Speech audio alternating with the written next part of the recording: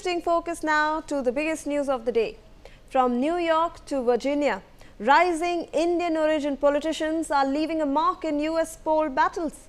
Indian Americans had a big night, not just in New York, but when Mamdani won, but also the rest of the US as a slate of rising political figures won their high-profile electoral races.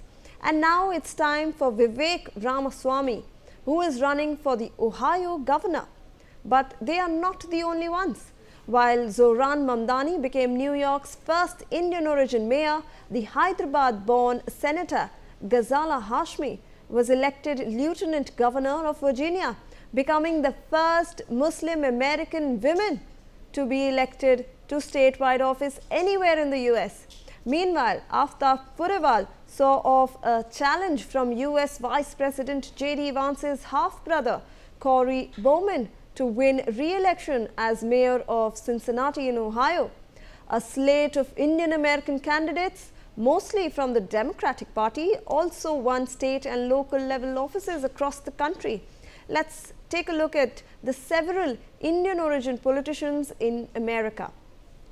Zohran Mamdani, a 34-year-old Democratic Socialist lawmaker, won the fiercely contested New York City mayoral race, becoming the first South Asian and Muslim to lead America's largest city.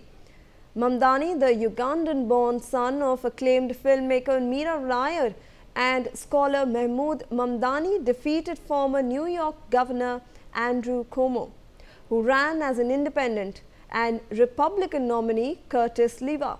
With 83% of votes counted, Mamdani secured 948,202 votes, which is approximately 50.6%, while Cuomo only received 41.3% of the votes, and Silva was at 137,030 votes. The New York City Board of Elections reported a record turnout of nearly 2 million votes, the highest since 1969.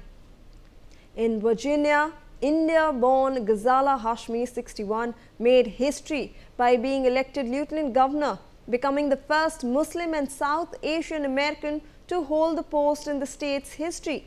Hashmi, a Democrat and long-time state senator, won with 1,465,634 votes, which is 54.2%, defeating Republican John Reed, who garnered 1,232,242 votes.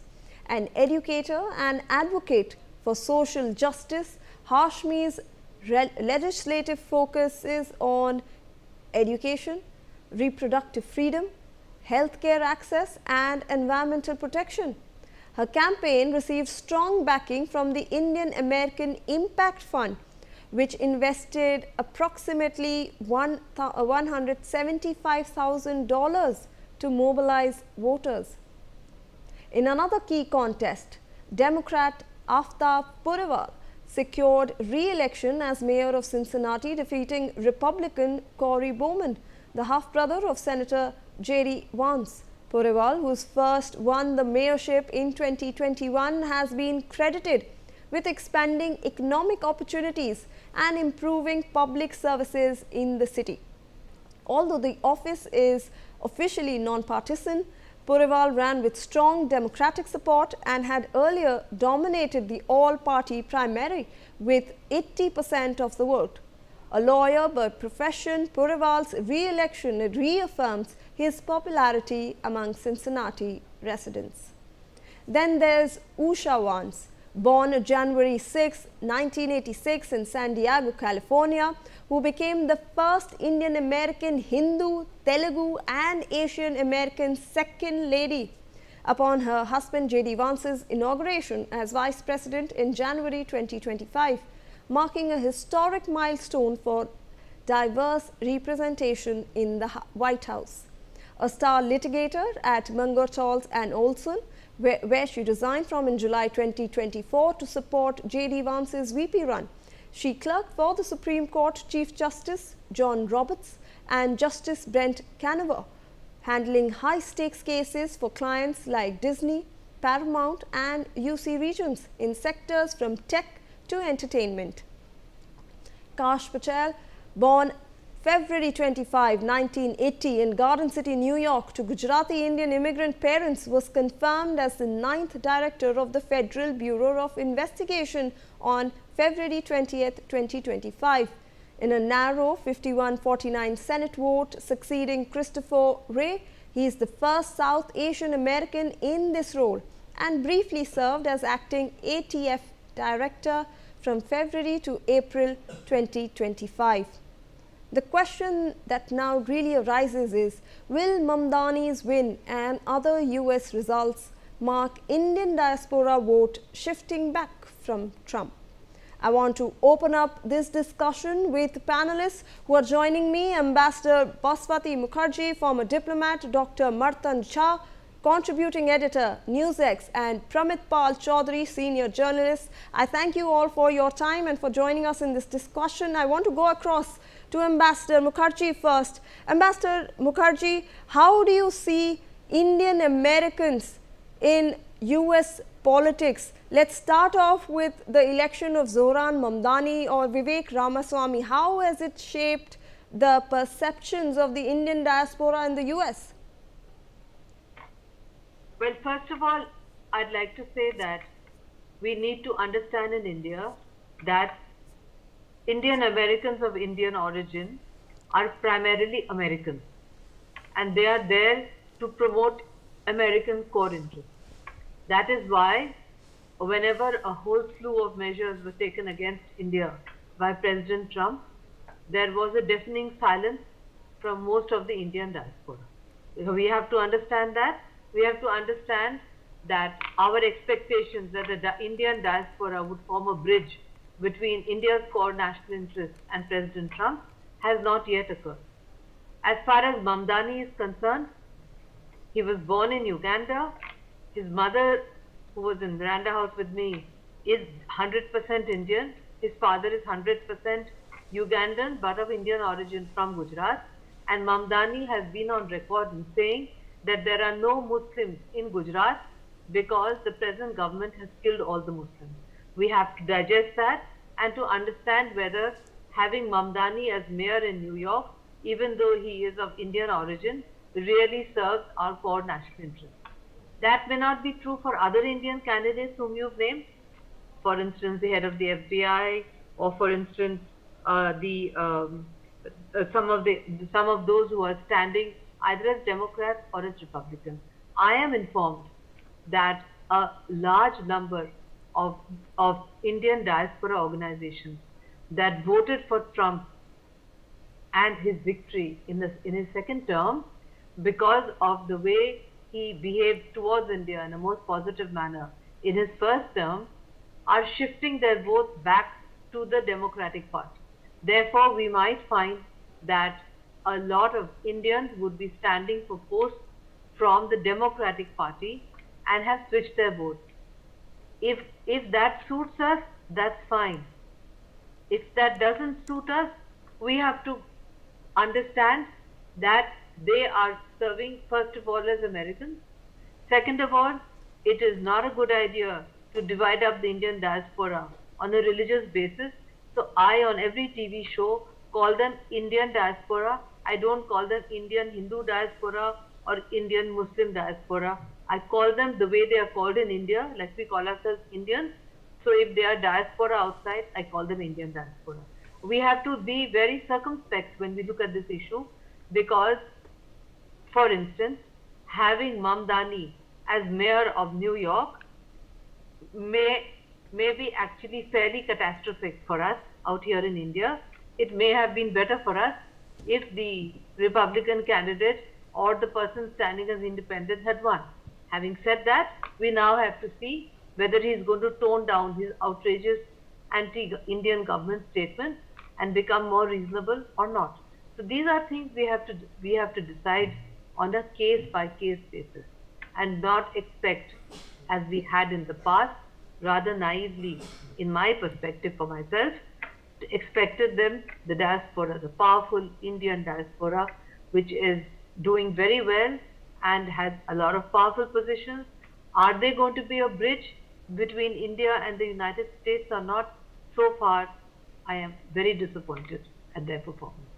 So, ma'am, do you also believe that they are not going to emphasize on their ethnic identity, or because they prefer to be seen as purely American?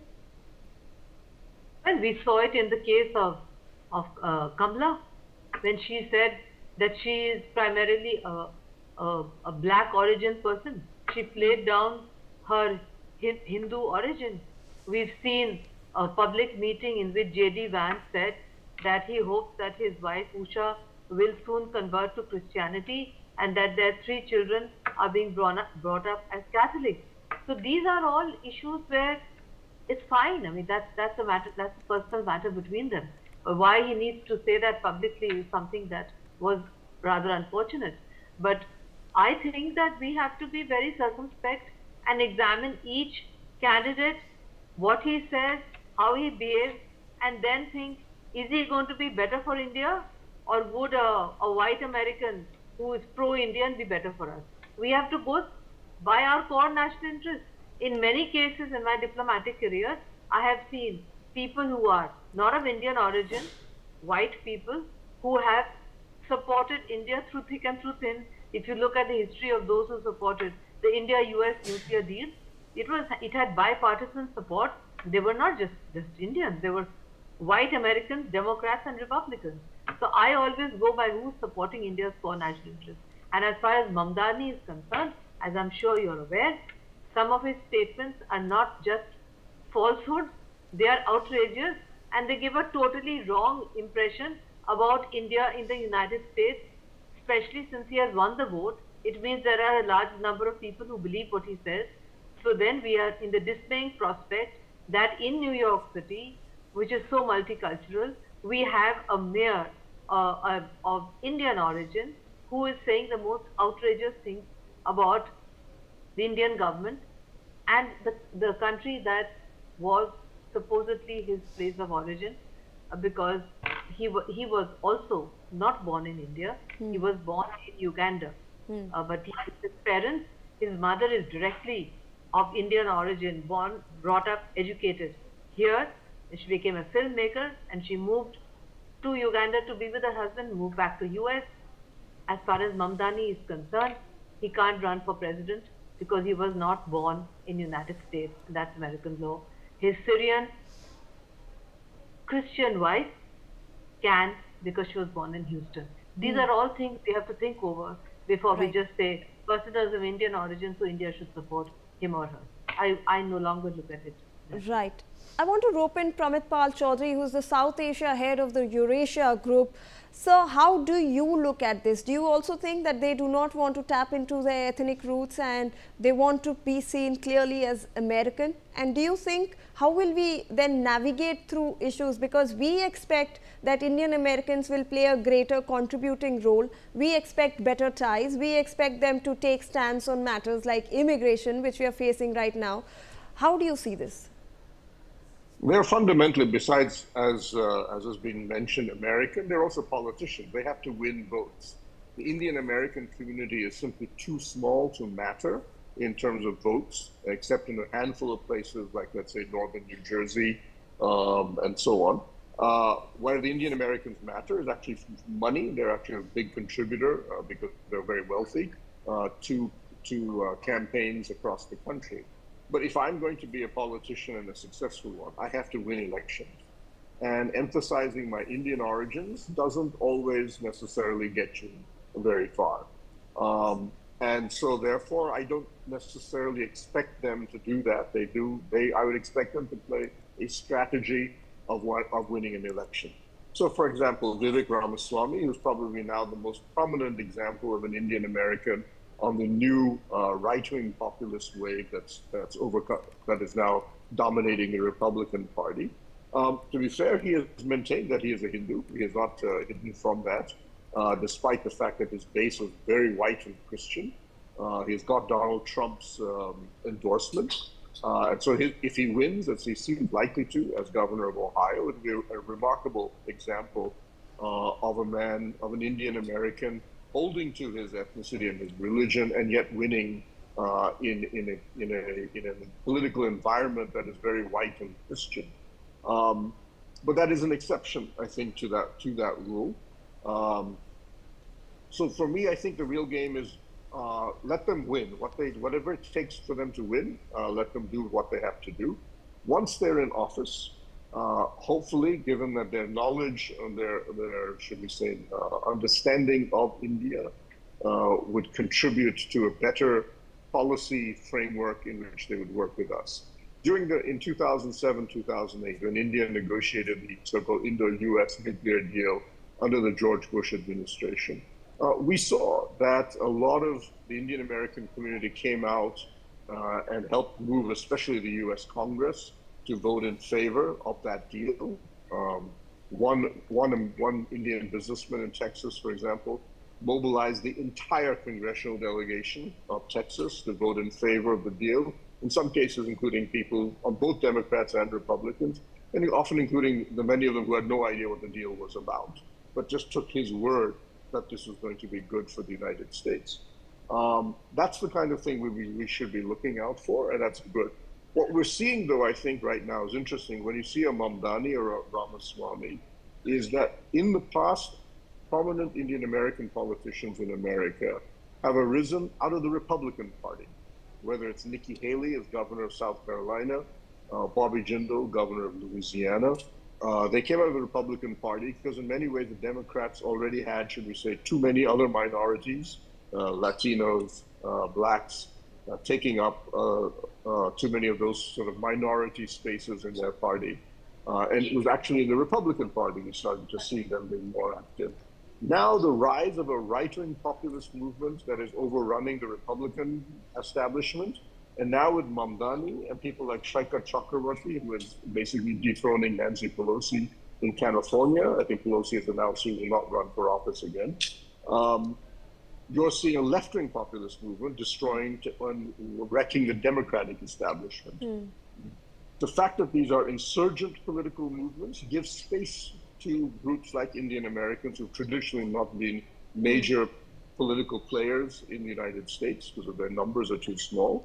But they also, because they're populist and because of they're highly polarized, they're going to take extreme ideological positions, whether on the right or the left.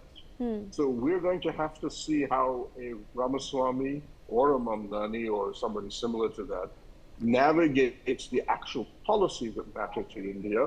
And that is going to be very difficult for both of them, given the fact that they're going to have to take severe ideological positions, whether on immigration or on foreign policy or on the Modi government itself. Like you rightly pointed out, this is a very diverse group, and we have been seeing different political pathways being taken by the different heads that we have also listed. So it does break stereotypes about political leanings among Indian Americans. But just a short follow-up on your question, you've mentioned that this is a very small voting population. Do you think that this voting bloc could grow going forward, because we are seeing a 4.9 million strong Indian American community in the US currently? So do you see it growing? And this is coming especially at a time when there is a sharp uptick in the racial rhetoric against Indian Americans in US politics. So the numbers will continue to grow simply because once you've established a certain immigrants population size in the United States, the visa pots, including family reunion, probably even students at some point will start to resume in large numbers to go back to the United States. We'll see that number rise. But 5.9 million is really very, very small in a country of 300 million. But just as important, Indians are spread. They are scattered all across mostly in the urban centers of the United States. They don't necessarily work together. They themselves are divided by ethnicity, by class. Many Indians, because they integrate very rapidly, they tended to be the most highly educated ethnic group in the country. They tend to pick up the political flavorings of the people they live with. So if they live in New York City, or in the suburbs of Washington, D.C., they tend to become liberals because their white neighbors tend to have that same position. But if they grow up in Florida or they grow up in Texas, they tend to become Republicans because their neighbors tend to take that same view. There's no they don't ghettoize very much. There are very few Indian ghettos, which is a good thing. It leads to that rapid integration. But it also means that their political clout electorally is highly diffuse, which is why, in fact, in many ways, what is most important has been their financial contributions, which are outsized compared to their numbers. And a lot of major American politicians, parties, and candidates woo them largely because of the fact that they see them as a huge source of finance. All right. So taking a cue from that, I want to rope in Dr. Martan Jha. We are talking about finance here. How important do you think is funding in such things, and what role does actually networking, diaspora networking play in launching or sustaining political campaigns for Indian Americans?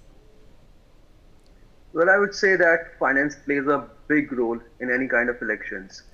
What I'm more interested in is the interest that Indian media is taking in the governor elections in the United States. See, the thing is, as you mentioned, that around 4.9 million people of Indian origin live in the United States. And I was listening to my fellow panelists, and they were quite right in saying that India's interests lie does not in the ethnicity of who is voting. It lies in who is supporting us. And as ma'am was correctly saying that in her diplomatic career, she saw many people who were not from Indian origin, and they were white-skinned people, but who helped India. In terms of finances, I don't know about how American politics functions in terms of the finances, but in general, if you make a comparative analysis between Indian political system and the American political system, you would find out that pretty much politics is governed by economics, and vice versa too. Americans too also would want that the kind of money which is funneled into the election campaigns should be slashed a bit, because ultimately the resources are finite, and if you are going to funnel a lot of money in the election processes, obviously some cuts are going to be done in terms of the money which is going to be used for development. Now, many could argue that US is one of the biggest superpowers that the world has ever seen in history, right? You cannot compare the Indian political system with the American political system. But as a student of politics sitting in India, I would say any political system worth its salt would want to look into the kind of money which is being funneled. Sometimes a lot of black money is converted into white money through this electioneering. That's my assertion.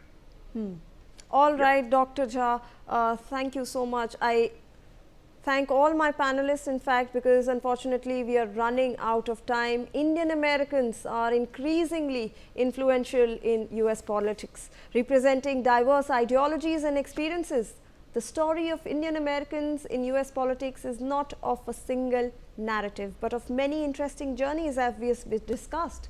This rise reflects the complexity of India's immigrant story, a story of representation, responsibility, and the evolving face of American democracy. I thank all my guests, Dr. Martan Jha, Ambassador Baswati Mukherjee, and Pramit Pal Singh for joining us and providing the valuable insights into this discussion. That's it from us on this bulletin. We'll see you after this short break.